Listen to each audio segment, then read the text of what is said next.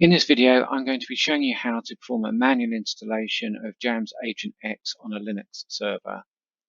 The instructions for this process are available at support.jamscheduler.com. If I search on manual installation of AgentX,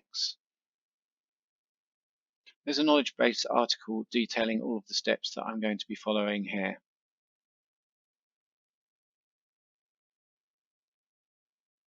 First thing to do is to copy my AgentX binary onto the Linux server. Now, once you've installed your JAMS scheduler software, the agent software is available under Program Files, MVPSI, JAMS, Scheduler, and Agents. In this case, I want the 64-bit Linux binary, so I'm going to select JAMS AgentX and I'm going to copy it up to the server using WinSCP. I'm then going to switch across to my Linux server and I'm going to deploy the binary to /user/bin.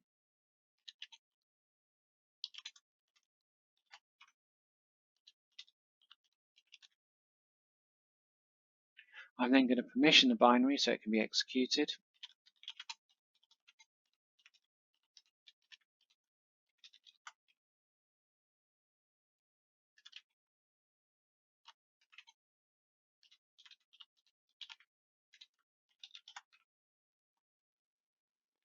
And then I'm going to switch across to my scheduler server. And I'm going to bring up my JAMS desktop client. And I'm going to go ahead and add a new agent definition. So that's under the agent shortcut that you see here. I select plus. I specify my agent name. And I want to make sure I have an agent type of SSH agent and a type of platform of Linux. Click on OK. And JAMS creates the agent for me. Now, if you need to override the details of the connection, you can connect to a different host name or IP address by making this change in the properties. If you leave this blank, then it's going to default to the friendly name of the agent, which is sufficient in this case. So I'm going to save my agent definition out, and then I'm going to create a test job to run a process on that server. So navigating in my definitions folder structure, I'm going to go ahead and add a test job.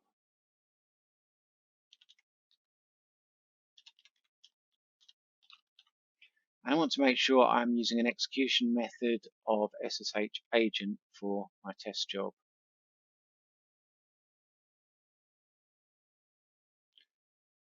Now I'm going to specify a shebang to define the shell under which it should run. So in this case, I'm going to use bash, and I'm simply going to display a list of processes that are running on the remote server.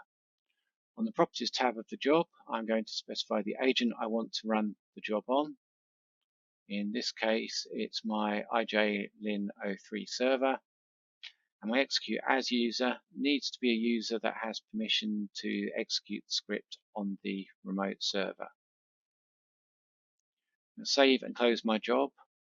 I'm going to go ahead and submit it to run. And then I'm going to switch to the monitor view. And we can see that the job is executed, but we've got an error. And over to the right here, we can see that it's an SSH host fingerprint was not found error. So this is a security feature of SSH. You'd expect this the first time that a job runs on a new remote SSH host. And you can see here that it's telling us that this job has failed, but the fingerprint has been cached for future jobs. So in this case, all we need to do is to go ahead and resubmit the job to run again. And it's going to use that cached fingerprint. And at the second time of asking, the job has completed successfully.